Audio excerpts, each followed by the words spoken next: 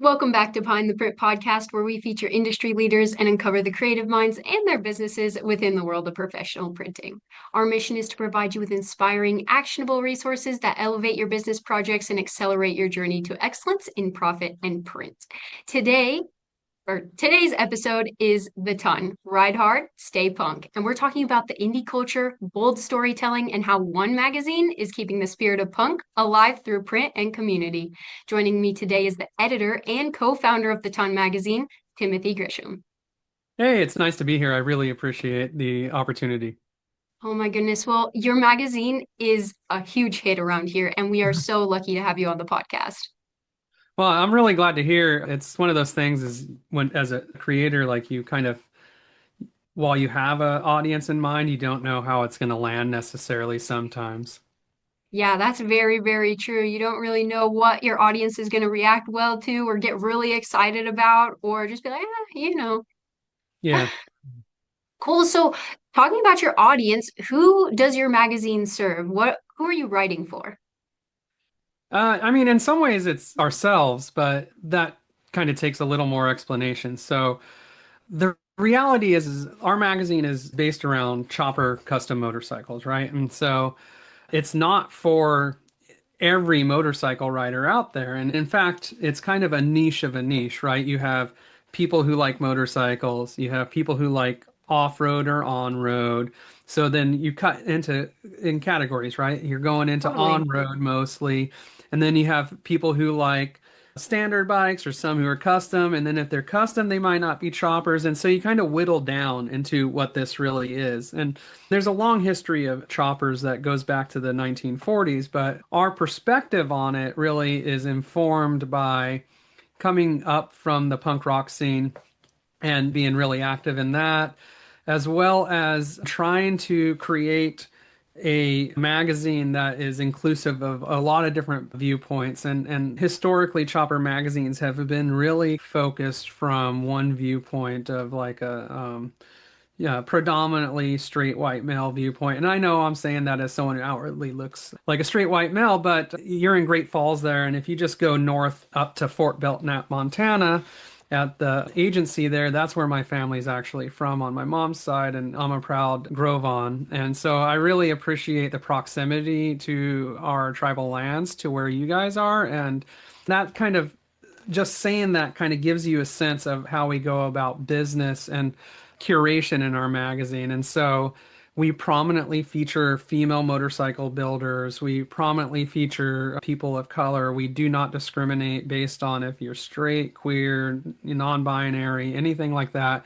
Because the greater you open up that community, the more opportunity you have for people to have fun. And really that's what we're about is like creating opportunities to have fun, whether it's through the magazine or the shows we put on or just kind of the vibe we put out there. That's amazing. I love how you've created such a community of inclusiveness. A lot of brands nowadays aren't leaning that way, or some are, and it's really interesting to see the ones who do and how they take their creative efforts to the next level with just a whole new audience. Yeah, it's one of those things is like you got to do it in a way that's organic and that works for Right. you, right?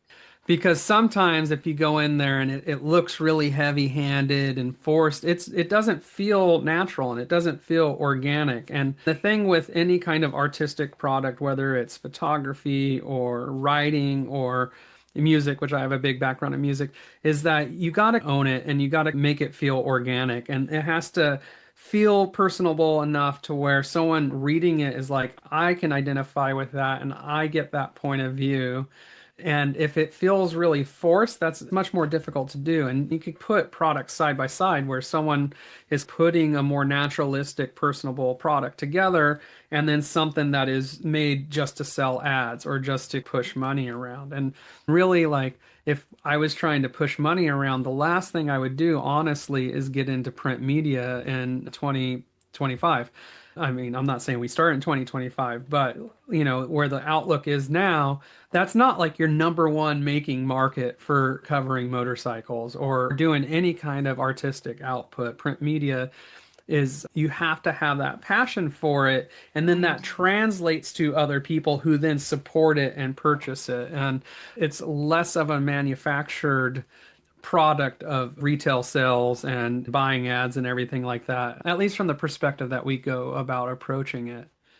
Yeah, totally. So, if you were to give advice to somebody who is interested in making an inclusive brand or an inclusive magazine like that, what type of tips would you give to them? Well, first is be yourself. I mean, there's advice and you could follow it, but I think it's also perfectly appropriate to say that advice doesn't apply to me.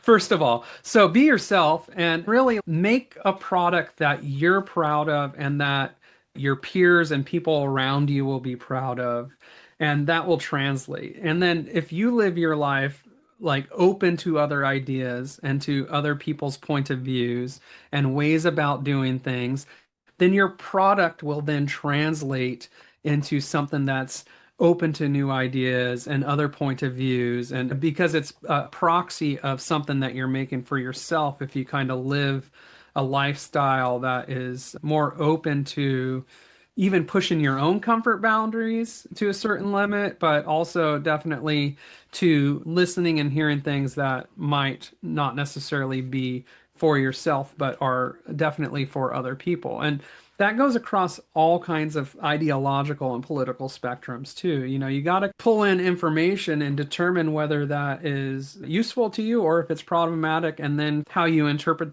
that and put it back out to a public is ultimately the goal, right? Because as someone who's an artist, you have to be sensitive. You have to kind of, and I don't mean that like as like you're emo or like you have like you're soft or anything, but you have to be receptive and you have to be perceptive of what's out there in the zeitgeist, what's going on there.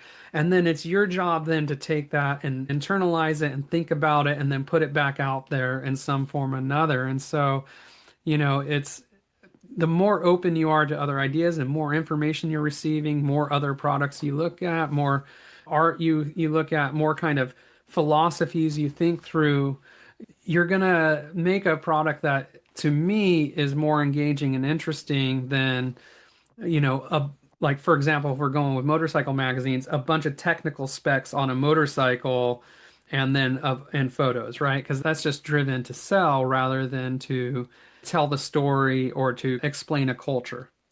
Right, totally. That makes a lot of sense to me. You gotta be yourself and take the bits and pieces that stand with your brand and leave the ones that don't. That's great advice. Yeah.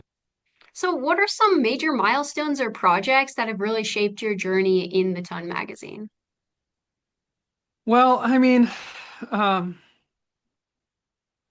there's a lot that precedes the ton, and so that I think with any project is part of it, right? But Right. since we launched the ton in 2018, one is we had offices that burnt to the ground and everything was lost, right? And so being able to survive that by having a magazine already at the printers to where when we received it, we were able to start making money again, as well as seeing really how the community came out to support us in a loss like that and continue to support us. I mean, we still get people saying, "Hey, have you bounced back from that?" And that was in 2021. Really is a huge milestone, right? Because if it wasn't for passion and support from a community, that would have been the end of the ton right there, a couple of years in. So that was a big one. I think we started doing shows, like bike shows. We do two a year. And so the first one, we started with some friends in 2019, and then pandemic happened. And so we started again and rebranded and changed the model a little bit. And so that's been going, next year will be the fifth one of the new launch, so sixth total. Wow. And then we have another one that's like an indoor when the weather gets bad. You say it's snowing there. Here it just rains like consistently from late October into March. And so put in an indoor show, give people something to do in the fall and winter.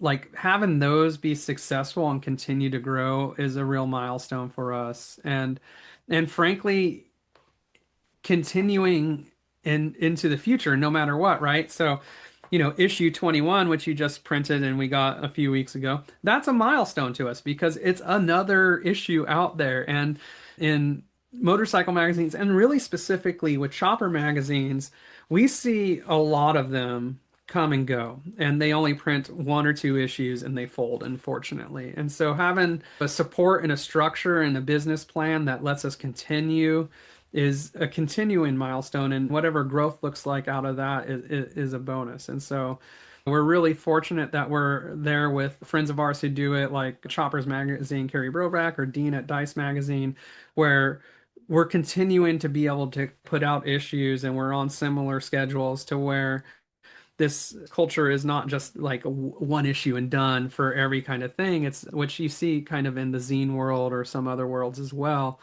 that it's a continuing thing. And so, it's one of those things we're really proud of and we're really excited for. In 2 weeks, I go to Japan for the Yokohama Hot Rod Show, for example. And so being able to have opportunities based on the product that we're making, an artistic product, is a milestone in and of itself to us. Like the fact that we're able to continue to do this is part of it.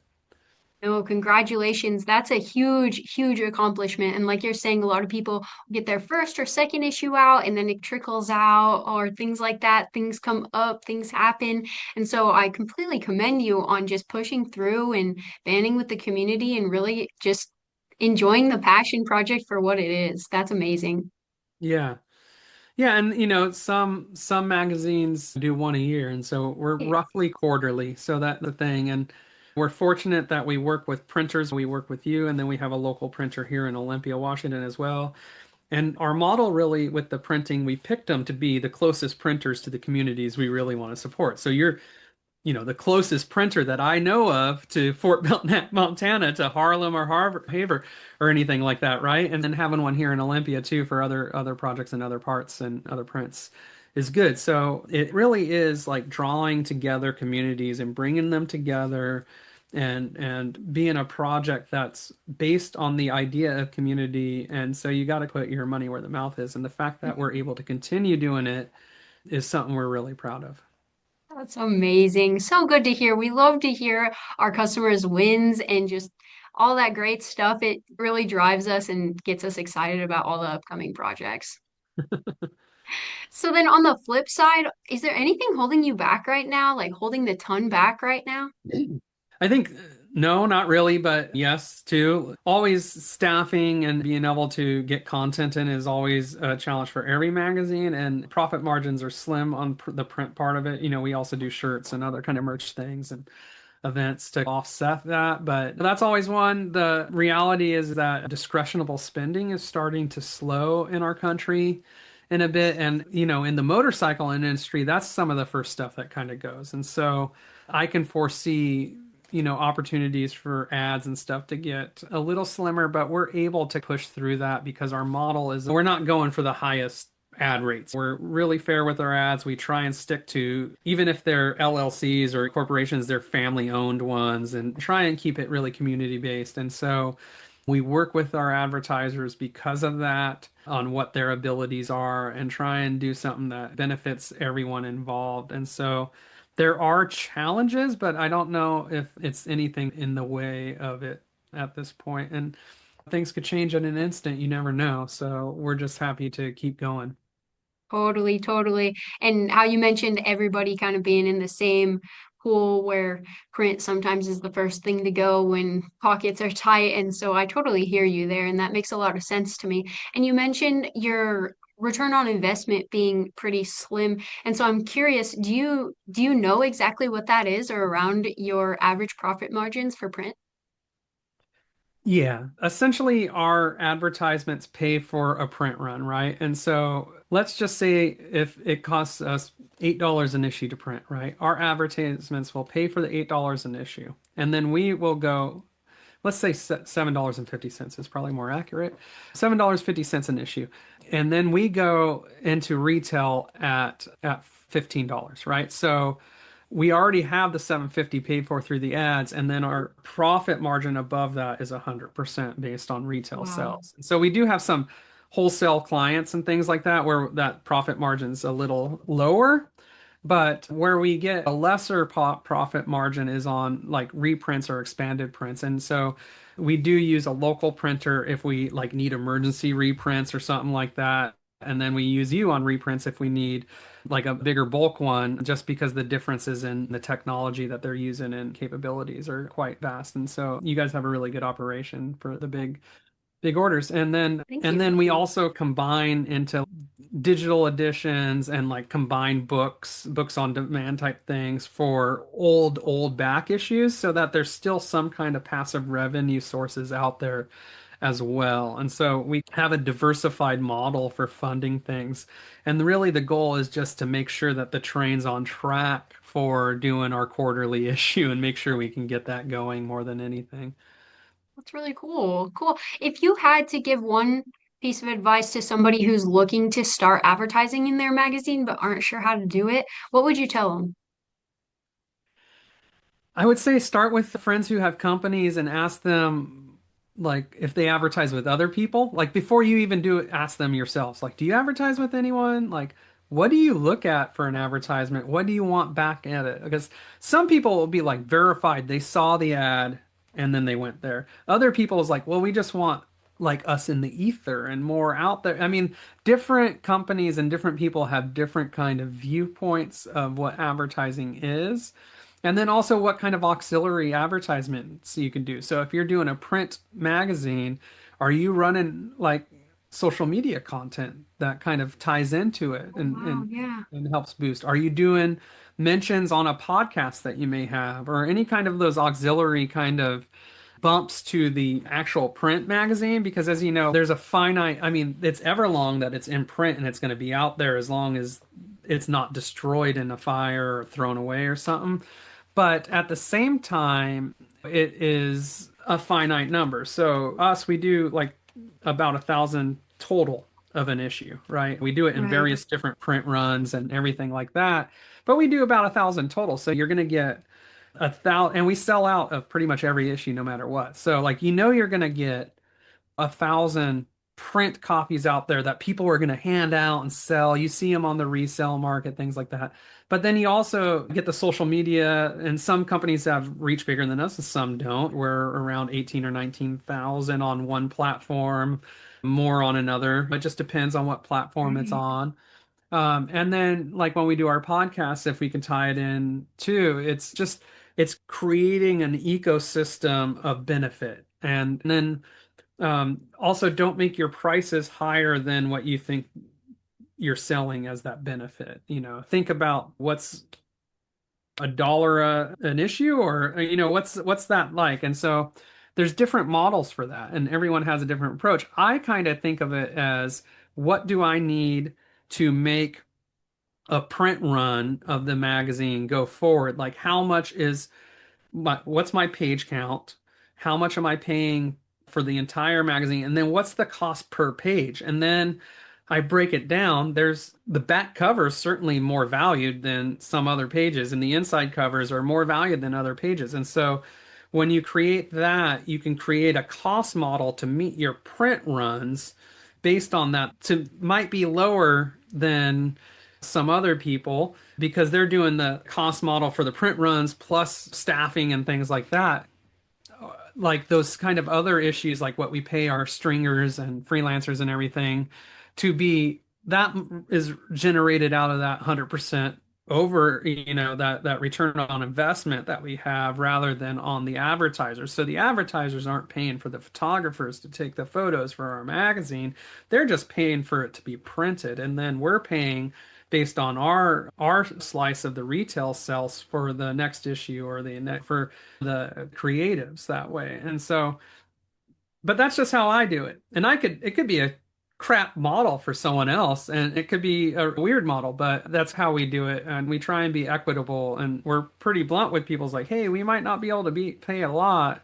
And then I'll tell them what we pay. And they're like, well, that's more than I got from this other one. So I'm totally okay. Or, hey, that's okay. I really like what you're doing and I want to collaborate just because I love kind of your approach. Or that doesn't work for me. And then it's no hurt feelings because you're pretty transparent about it. So, and frankly, I am excited to talk about what those models are like in a public setting like a podcast because it's really transparent that way and people know what's out there because I said it in a public setting. Right, right. And it's brand transparency. And I love how you said an ecosystem of benefits. You're creating an ecosystem of benefits for the ton. That is just super, super cool. I appreciate it. Yeah, of course. So if you had no responsibilities for an entire day and you weren't working on the ton or anything like that, what would you be doing? Oh, I'd probably be riding my motorcycle or something like that, you know. I'm kind of someone who does whatever I want, as a matter of like life choice. And so, you know, for years it was, you know, playing music and touring in punk and heavy, you know, loud experimental bands and other was, you know, living in Europe and studying art history. And I have the benefit of having like a day job that I really enjoy the work I do, but I also know that it pays enough to where I can do whatever I want. And that's a luxury a lot of people don't have, or they think they don't have. But I cut out a lot of the bullshit that people have burdened over by just not buying into that system in a lot of ways. And so I don't come from privilege. I've been homeless before. I have, of course, a tribal background, things like that, where but at the same time, I'm not really interested in upholding like a societal view of you need to be doing this and this and this and this if it doesn't work for me. And so, like, if I want to travel, I'll figure it out. I'll work extra. I'll try and I'll sell shit. I'll do whatever I need, you know, to kind of go do that. If I want to put out a magazine and I don't have advertisers and I, you know, don't know what to do about that, I'm gonna just do it anyway because I've always done it anyway. If I want to drop everything and go for a motorcycle ride on Highway 2 from Everett, Washington, all the way to Haver, Montana, I'm gonna do that because I want to. And then I just have to figure out the logistics of rearranging all the other crap to do it. And so that's just kind of how I live my life. And so if I can do anything, I mean, I kind of do what I want in some ways. And yes, I have a job and stuff, but I can work around that. I could figure out leave and do things. But if I had nothing to do for the day and it's nice out, you know, 99% of the time, it's going to be on a motorcycle somewhere.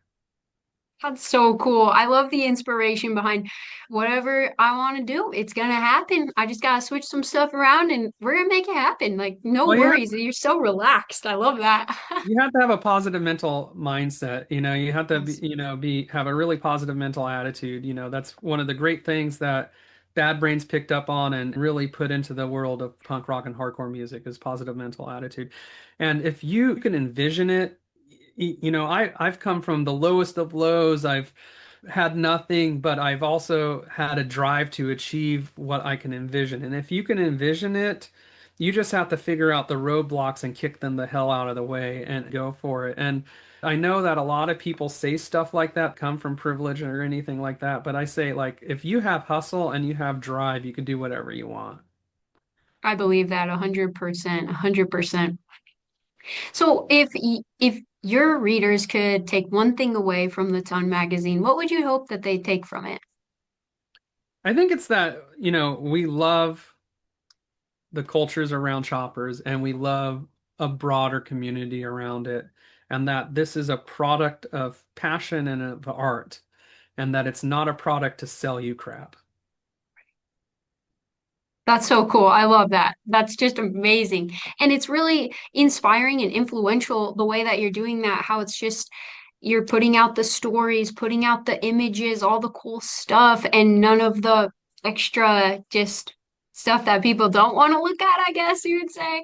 But I Well, love some that. I people love might, that. and but there's other Right. products for that, Yeah. right? Like, you know, Yeah. that's the beauty of it. I get envious of you guys because you get to see so many kinds of products, right? But that's the beauty of print media is that if it doesn't exist, you can make it exist. Yeah. Like I started, I don't have one here, but I'll just pull out someone else's, right? Like Yeah. I started in 1993 by doing zines, like little photocopied, you know, paper zines, right? So, Right. like, this is an example. This is my friend Taewon Yu, who's a great artist and was in the band Kicking Giant and is a really great graphic artist. And he still does photocopy zines. But I started Oh, doing that in the 1990s because what I felt I wanted to express, I wanted to put out there, right? And I didn't really know how to do that any other way. This is before social media. This is before really the internet. And so I did it just to do it. And so you start learning skill sets on it because you're like, that was, I did it. Like I put it out and someone gave me 50 cents for it. And it's out there and I made friends because of it, right? And so you're like, well, how do I improve on that? Well, like, if I learned how to lay out things a bit or if I spell checked or just simple things, right? Or, you Yeah. know, teach yourself how to take a better photo, right? Things like that. You just learn from it. And I kind of had this philosophy is I've been fortunate in that being intelligent enough, I was able to go to Ivy League schools.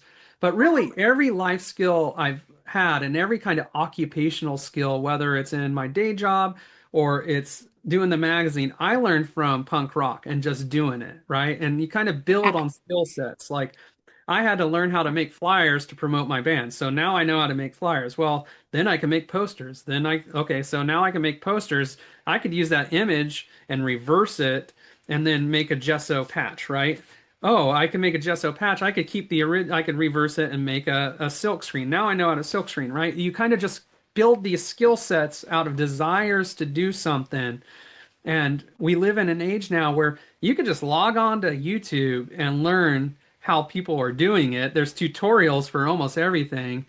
You don't have to, pay thousands of dollars. If you want to do something, just learn it. And so the tools are so much easier. Like, InDesign is so much easier to use than what like Quark and all the other ones were when you had to learn those for layouts. You don't even have to do Right. physical paste outs to get negatives to do offset printing anymore because it's, Right. the digital printing is so much easier and just as high of quality.